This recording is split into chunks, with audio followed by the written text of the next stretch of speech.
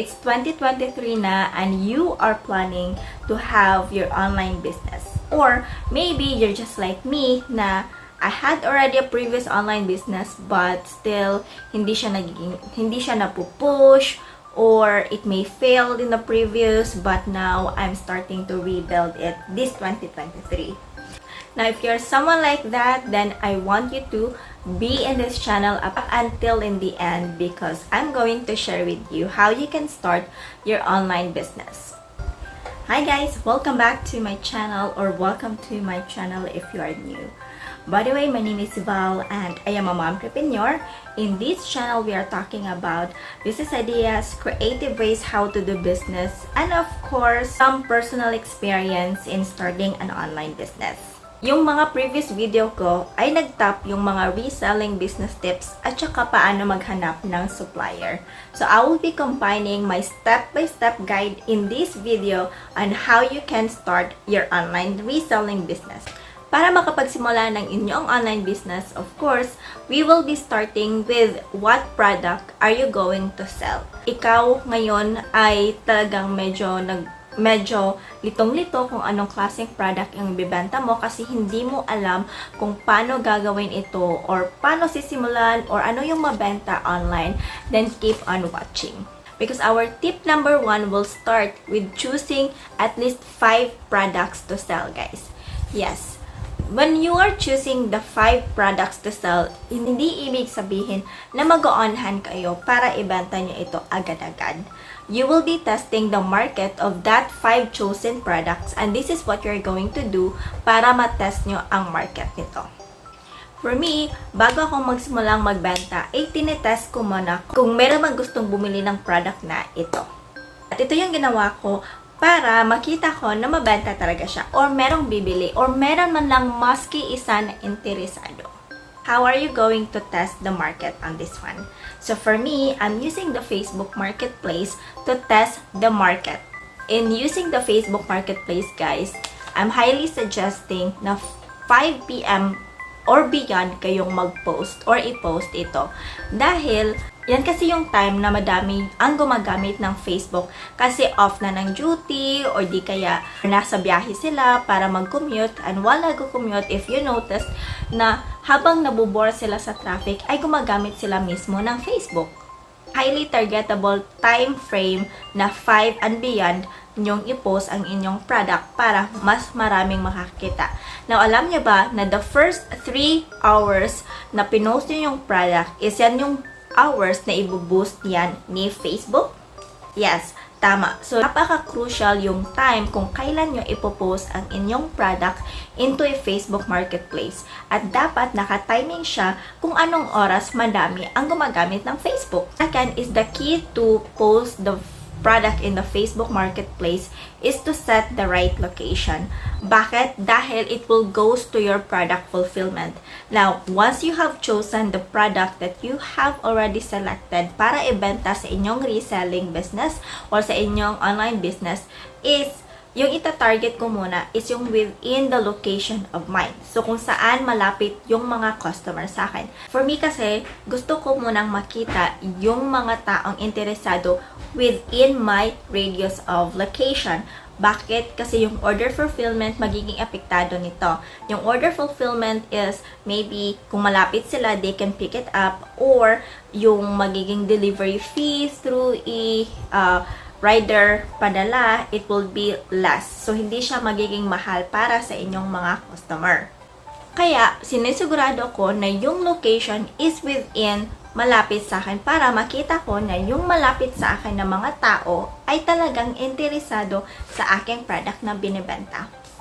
Pangatlo, make your product be engaging. Meaning, kapag may nag-message sa inyo, agad-agad nyo itong replyan.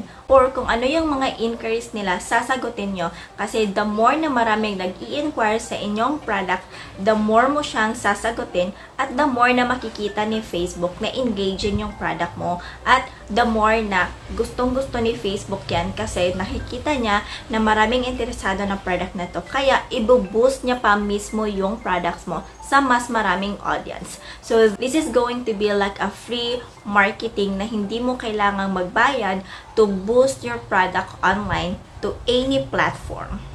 As long as the more na meron talagang nagme-message sa'yo, i-replyan nyo sila. Ako guys, meron talaga akong mga product na pinopost sa marketplace.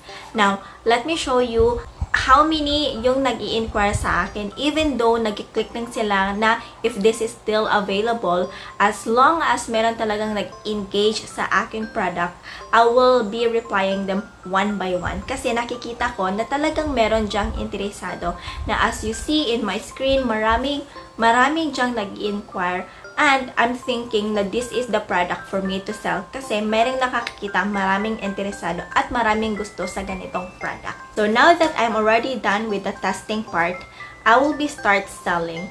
Now on our next video, we will be discussing more on how you can start to sell these products once you are done with testing your market. Now, but before anything else, before you start selling, you have to choose the right point of system na gagamitin nyo.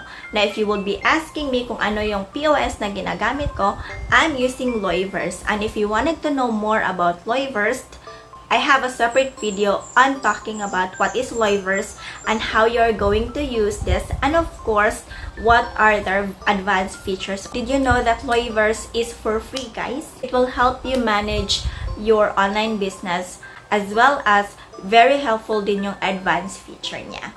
Yung advanced feature niyo, by the way, it helps you to manage your inventory, which is one of the most important thing when you are running a business is with managing your inventory. As for me na talagang nagsisimula pa lang before, or for me na talagang nag-online business, guys, especially on hand yung mga paninda ko, talaga challenging sa akin ang mag-monitor ng inventory. Now, if we have already the system in place, mas maganda, lalot na si LOYVERSE is nag-o-offer ng advanced feature nila about managing your inventory. LOYVERSE, by the way, is for free in creating an account, and starting using them is for free. You have a 14-day free trial para matest ninyo yung advanced feature. And now, once gusto nyo mag-avail sa kanilang monthly subscription for their advanced feature, I have a 20% discount coupon code that you can use upon checking out. So this coupon code is valid for only the first 20 user na mag-a-avail ni LOYVERSE for their advanced features. So if you're interested on that inventory management system and point of sale system, now go ahead and create your account.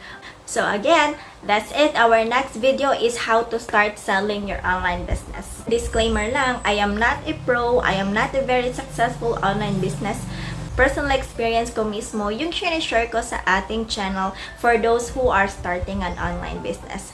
Kasi for me, before, when I was starting, wala talagang nagtiteach sa akin, walang mga existing video na nagpo-promote about how to start your online business. And I know that marami talagang interesado kasi in my previous video, I've seen na maraming gustong mag-start ng reselling business, especially if you are student. And I'm really amazed on how many people are really interested when it comes to starting the business at the young age, especially if student kaya. So, yes, I'm not a pro, I'm just sharing my experience here. Thank you so much for watching. Kung meron kayong natutunan dito sa ating video, dito pa rin kayo hanggang sa dulo ng ating video, i-comment nyo lang sa baba, reselling, para malaman ko na marami pa rin nanonood up until the end. And of course, if gusto niyang video na to, please don't forget to hit like kasi it will boost my video to all users na interesado sa ganitong mga topic. And if you feel you have your friends, family na nangangailangan ng ganitong klaseng tip, please go ahead and share this video. Thank you so much for watching and I'll see you on our next video, guys. Bye!